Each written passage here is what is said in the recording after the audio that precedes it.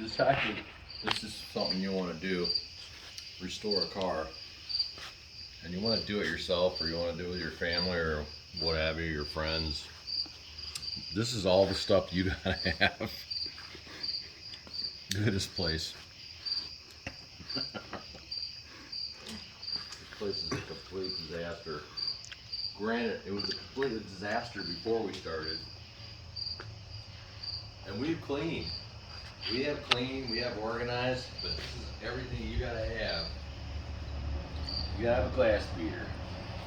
You gotta have grinders. You gotta have a parts washer. You gotta have a compressor. You gotta have a press. Multiple benches. Welders and Grinders and drills, and you gotta have, I mean, there's thousands of dollars worth of stuff that you gotta have just to consider doing a project like that. Not to mention this lift. I can't imagine trying to do some of this stuff with this thing on jack stands on the ground. First of all, when they tell you when you put the headers on, you got to get it 36 inches off the ground. How are you going to do that on jack stands? It's absurdity. Yeah, we'd never be able to do most of this stuff. This place, I can guarantee you, it's never going to look this bad. It's not ever going to happen again. This is it. This is as bad as it can possibly get. Because we've been so busy thrashing on this car. We set an unrealistic goal that would take 10 men and a boy. Or, you know what I mean. Well, it's true. This should have been done for Woodward next year. But this is where you start. You gotta have all this stuff. Alright? And a lift is really nice to have. Because we've been up and down with this car how many times? Look at that. Just like 15 or 20 just today. So, but here's the other thing. Hundreds of times. You also have to have a million people in your network in order to get the right parts. Because you just can't go out to the corner store and buy parts for these things. Well, that's all part of the experience, though. You buy a car and you gotta build like a whole group of people, a whole support network to put it together. And if you have no idea what you're doing and you don't know anybody, so you're just like, hey, we're gonna restore a car.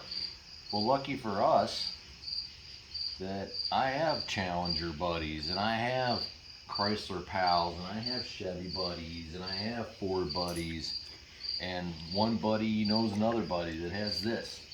You know, these came from a junkyard way out in the middle of nowhere in farmland. These came from who knows where, because they were bought from another vendor that we won't talk about. So these came from out in the middle of nowhere. The hood.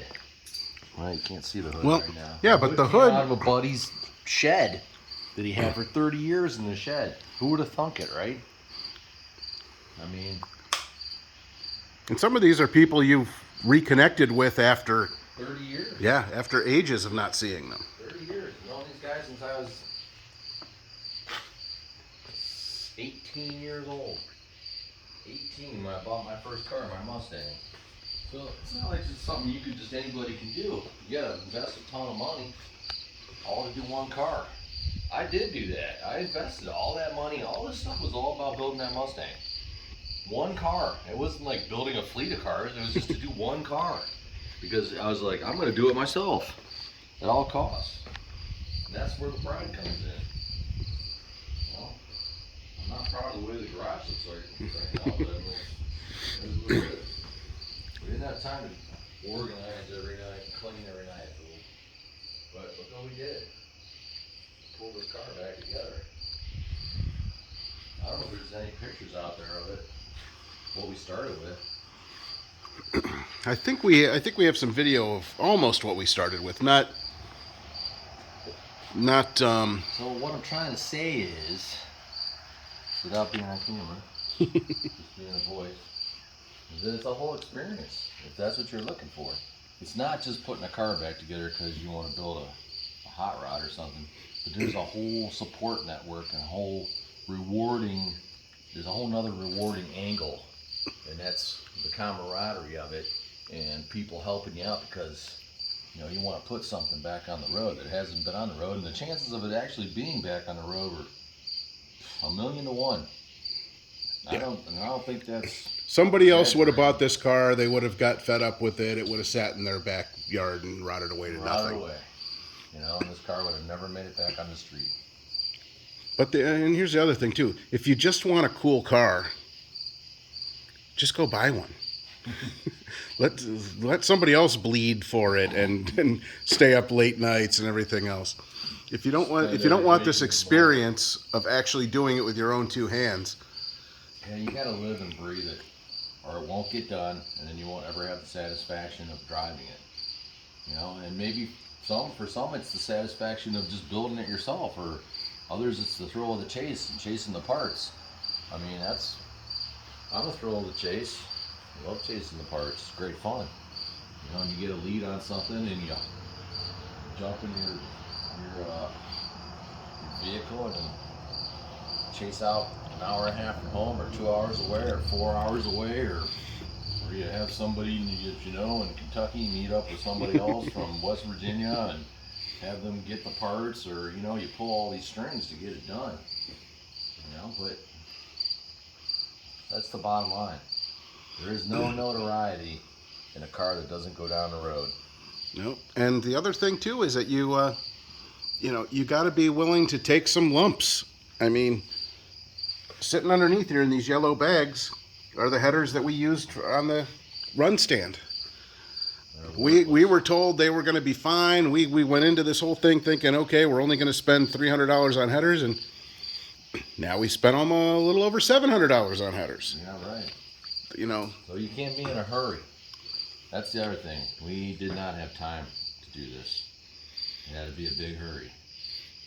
Yeah, this was. If you're not in a hurry, you might find people that can help you along the way and save yourself a lot of money.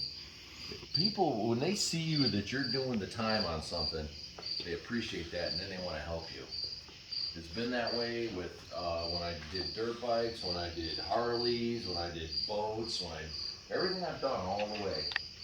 I've always found a niche of people that love that equipment, and they're like, yeah, I got one of those laying over here. I mean, that's just a classic example. Well, what parts did I get? I got a door dropped off from a friend of mine that used to have a Torino GT. I never knew he had one, right? He had it 30 years ago. It was his first car. And what does he have? He has a door and some other trim pieces that he just dropped off over here. And then I talked to the other guy, and he's got a hood. And it just happened to be a shaker hood too, so it already had the hole cut in it. It's far cleaner than the hood that we had. Well, you know what's going to happen, and I will guarantee this. We're missing a piece of trim. I don't know if you can even see it, that goes around the hole. And we're not going to put anything on that. We were talking about putting some of this little trim here on it, but we're not going to put anything on it. And I guarantee you, if it doesn't happen at Woodward, it's going to happen at the next show we take it to. Someone's going to come up to us and say, hey, I see you're missing that trim. I have one, or my buddy has one, or something's going to happen. Or someone's going to guarantee, right. I guarantee you. Somebody's just going to give you grief because you're missing a piece of trim and you haven't put it back on. There's a piece of trim missing off my Mustang. It's been missing for 30 years, and I've got 4 of them, and they're immaculate. I'm just afraid to put them on because I don't want to chip the paint. So I was like, when are you going to finish that car? When are you going to finish that car? Probably never. Probably never, right? Because it'll change again or something. But the point of, once again, what are you in it for? Are you in it for the thrill of building something with your own 2 hands? Are you in it for the thrill of the camaraderie of it, which is a lot of fun too? The love of it, Love to paint cars.